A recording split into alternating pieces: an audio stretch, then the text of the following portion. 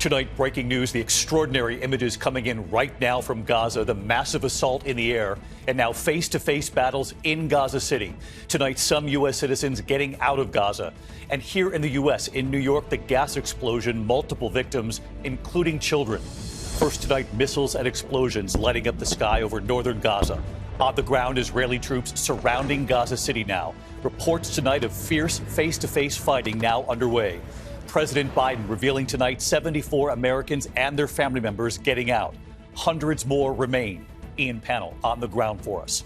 Also at this hour, the news coming in from Capitol Hill right now. House Republicans, with help from some Democrats, passing billions in aid for Israel only, not Ukraine, and no humanitarian aid for Palestinian civilians caught in the middle of this war, as President Biden had asked for.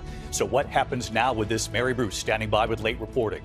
The massive gas explosion outside New York City, more than a dozen victims, some pulled from the debris, and children are among the victims tonight. The dangerous driving, the deep freeze from Mississippi all the way up to the Northeast. The temperatures on tap for tomorrow morning now, and then the whiplash. Rob Marciano is here. Donald Trump Jr. and his brother Eric Trump both on the stand today. Once they were given control of the Trump Organization, what they claimed today, they did not know. Aaron Katersky tonight. In Philadelphia tonight, the new video surveillance showing those two prisoners escaping jail, getting out of their cells, crawling on the floor, out through a hole in the fence. Tonight, the major recall, nearly 2 million vehicles, the risk of fire. And decades after John Lennon's death, the final Beatles song featuring all four members just released tonight. 1, 2. You'll hear the song right here tonight. From ABC News World Headquarters in New York, this is World News Tonight with David Muir.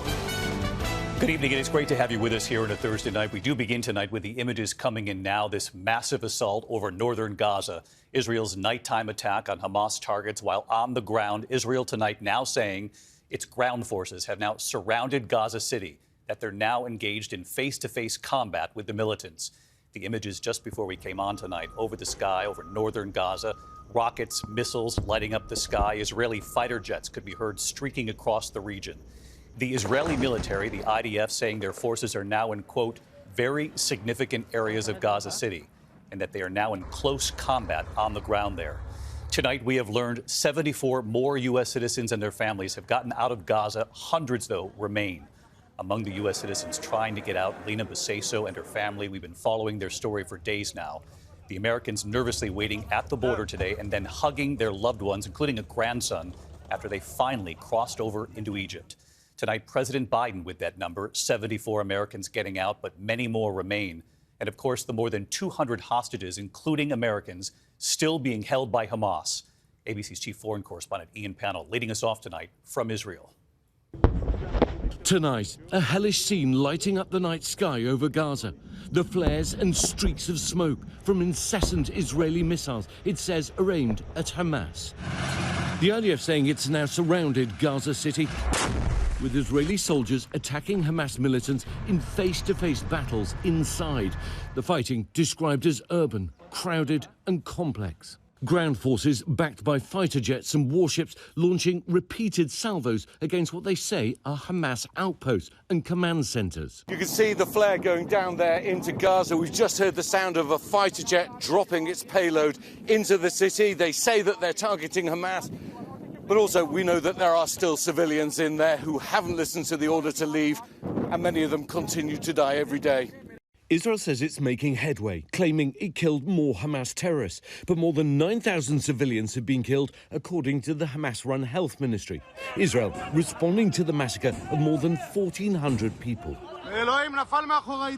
Hamas on the offensive too, launching at least a dozen rockets from Gaza and Lebanon into central and northern Israel. Thousands of foreign nationals hoping to escape this escalating war, hundreds of US citizens among them. Just today, President Biden saying 74 more Americans have got out of Gaza, out of at least 400 and their families. Our team on the ground today, as those Americans and hundreds of other foreign passport holders were given the green light to leave. Amongst them, Lena Baseso and her family, whose plight we've reported on for weeks. Her grandson, Arden, passport stamped, and a brief, brave smile.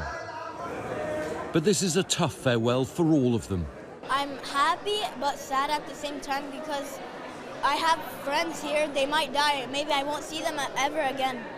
So many relieved to be escaping the bombing, but guilty at leaving family and friends behind. I feel disappointed, ashamed, disturbed, worried, frustrated, angry, pissed. In a way, I feel numb and very sad. Very sad. We've also reported on Maha El-Bana, an aid worker from New Jersey. Tonight, she's safe and well in Cairo, speaking to our Maggie Ruley. I have PTSD. I've been through a lot. If I hear like a loud noise, I jump. I had a panic attack. It's unbearable. So you can't really escape it. As the crisis worsens, President Biden calling for a humanitarian pause in the fighting after a protester interrupted him during a campaign fundraiser. I need you to call for a ceasefire right now. Biden responding, saying, "I think we need a pause." With more than 240 hostages still being held in Gaza and the civilian death toll growing. But Israel says there will be no ceasefire. And Prime Minister Netanyahu saying today, nothing will stop us. So let's bring in Ian Pannell back with us again tonight. And Ian, that assault intensifying tonight, as you showed us. Some U.S. citizens getting out today. Hamas continues to hold hundreds of hostages, including Americans. I know Secretary of State Antony Blinken on his way back to Israel tonight on the issue of these hostages, on U.S. citizens trying to get out of Gaza, on the Palestinian civilians caught in the middle of this. And the question is, will he deliver this message from the Biden administration for any kind of a humanitarian pause here? Yeah, I think it's going to be a tough trip and a tough sell. I'm not sure the Israeli government's ready to listen to all of this. The IDF certainly ruling out a ceasefire. However, a senior Israeli official telling me tonight that they've already twice agreed to what he calls a brief, limited cessation of fire. That was when the two pairs of hostages were released, indicating that is something they could possibly agree to again. But no sign they're ready to stop the fighting for anything other than the release of the more than 240 hostages, including Americans, still being held tonight. David? Ian Pannell leading us off tonight from Tel Aviv. Ian, our thanks to you again. The other breaking headline involving this war tonight, just moments ago from Capitol Hill. House Republicans, with help from some Democrats, approving more than $14 billion in aid for Israel only. Not for Ukraine, as President Biden had requested, nor is there any humanitarian aid for Palestinian civilians caught in the middle of this war. Let's get right to our chief White House correspondent, Mary Bruce. And so, Mary, what are you learning? What is the White House saying? What's the future of this money, given how they passed this? Well, David, the House just narrowly passing this $14.3 billion in military aid for Israel. This is money to help replenish the Iron Dome missile defense system and to bulk up munitions. 12 Democrats joining the overwhelming majority on Republicans on this. But, David, this bill tonight is dead on arrival. This is the first big move for the new House Speaker, Whit Johnson, and he is defying President Biden and bipartisan opposition in the Senate for what this bill does not do. There is no humanitarian aid for Gaza and no funding for the war in Ukraine. And to pay for all of this Israel aid only, Republicans, in an unprecedented move, are demanding equal cuts from the IRS. Now, Johnson is adamant. He says he is not playing politics here, but the White House says this bill is bad for Israel, that it sets a bad precedent, and the president has said he would veto this. The Senate has said they won't even bring it up. So, David, the bottom line, this bill tonight isn't going anywhere. Mary Bruce live at the White House for us. Mary, thank you. We turn now to the other news this Thursday night and a massive gas explosion outside New York City to the north in Wappingers Falls near Poughkeepsie.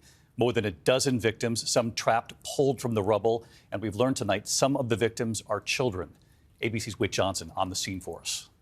Tonight, at least 15 people are injured after a massive gas explosion rocked this neighborhood north of New York City. Multiple victims injured in a house fire and explosion.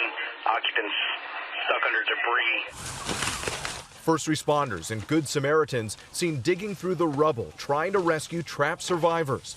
The blast leveling a multi-family home in Wappingers Falls just after noon, when officials say a utility crew doing routine maintenance with an excavator struck a 3/4-inch gas line.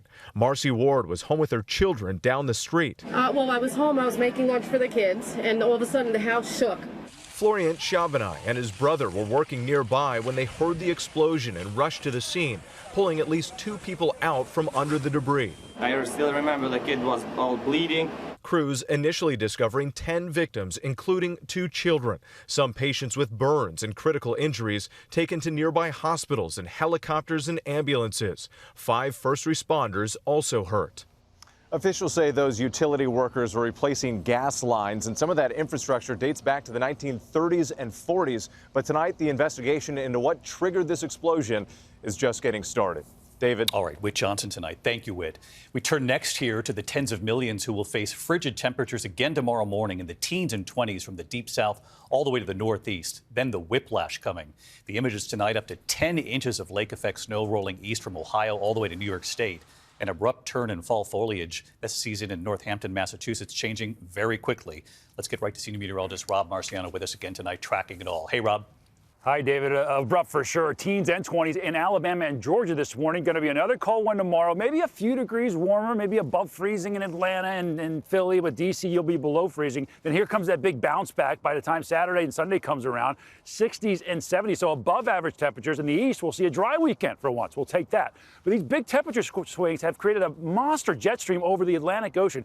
200 miles per hour at about 40,000 feet, right where those commercial jets fly, in the same path. So commercial jets flights have been cut by a couple of hours in some cases, going to Europe, coming home, going to take you a little longer. David? All right, Rob Marciano with us here tonight. Rob, our thanks to you. Here in New York City, Donald Trump Jr. and his brother Eric Trump both on the stand today in the state's financial fraud trial. Once they were given control of the Trump Organization, what the Trump sons claimed today that they did not know. Here's Aaron Katersky. Tonight, the former president's eldest sons entering court together with a wave and a thumbs up.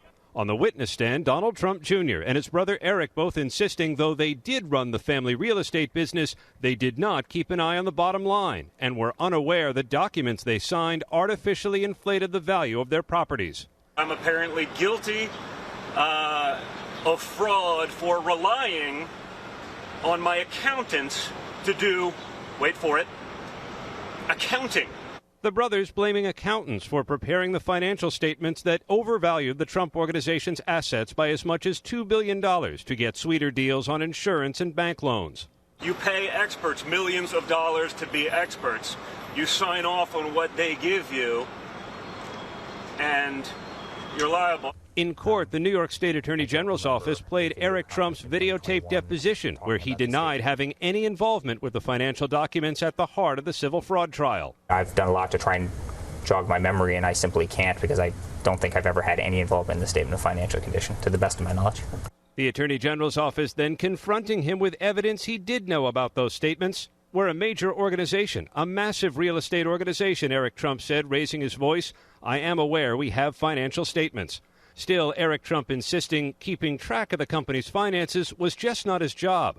I pour concrete, he told the judge. I'm a construction guy. I don't focus on appraisals and emails.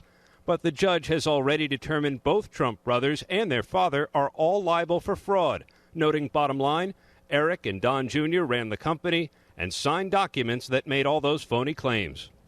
Former President Trump lashing out on social media saying, sad to see my sons being persecuted. David, he'll be here next week to testify. David? Aaron Katersky back with us tonight from Lower Manhattan. Thank you, Aaron. There is another late-breaking story as we're on the air tonight in the financial fraud trial of former cryptocurrency billionaire Sam Bankman-Fried. Here's ABC's Rebecca Jarvis with the verdict tonight. Tonight, FTX founder Sam Bankman-Fried, once celebrated as the golden boy of cryptocurrency, found guilty in his criminal fraud trial by a federal jury in Manhattan. At trial, prosecutors argued Bankman-Fried knowingly used at least $10 billion of customer funds without permission to cover losses for his other company, Alameda Research, and to fund his lavish lifestyle. Their star witness, Caroline Ellison, Bankman-Fried's ex-girlfriend and former business partner, who took a plea deal, told the court he set up the systems and directed her to take customer money to repay loans. Bankman-Fried also testifying in his own defense during his cross-examination, telling the court he couldn't recall events more than 140 times. But he repeatedly denied he knew FTX funds were being used improperly. Last year, he spoke with our George Stephanopoulos. Are you worried about going to jail? There are a lot of things that are worrying me right now. I'm trying to focus on what I can do going forward to be helpful.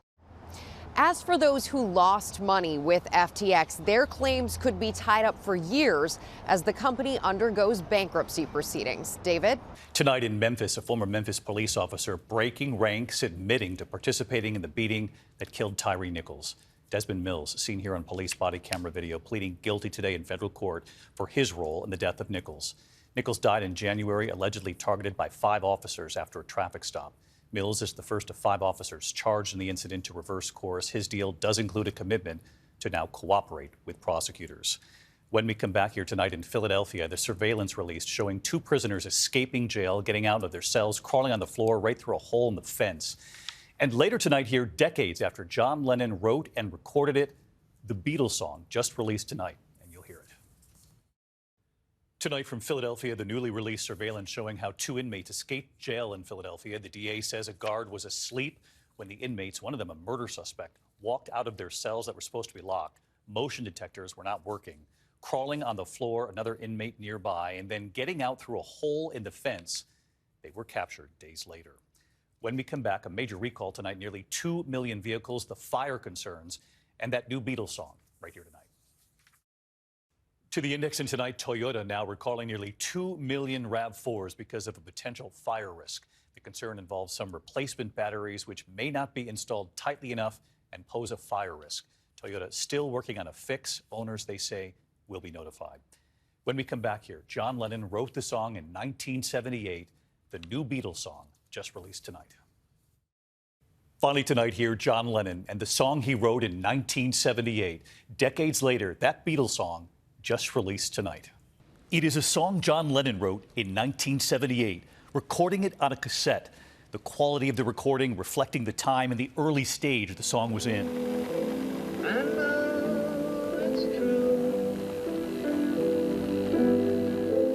The song named Now and Then. The remaining Beatles, Paul McCartney, Ringo Starr, and George Harrison working on it in the 90s. Eventually, years later, saying they could never quite weave it together with John Lennon's voice, guitar recordings from the late George Harrison.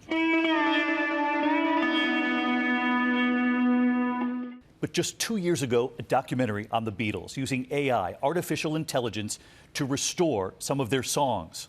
And they've now used it to restore the song John Lennon wrote in 1978. To still be working on Beatles music in 2023, wow. We're actually messing around with state-of-the-art technology, which is something the Beatles would have been very interested in. That song released tonight. 1, 2. This is Now and Then. I know it's true. It's all because of you. And if I make it through, it's all because of you. All 4 Beatles performing. And if I make it through, it's all because of you.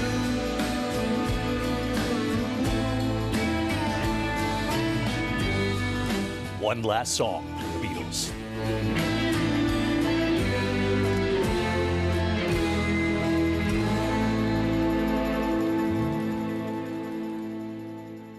It's quite something to hear it all these years later. The new Beatles song just out tonight. I'll see you tomorrow night. Good night. Thank you for making World News Tonight with David Muir, America's most watched newscast.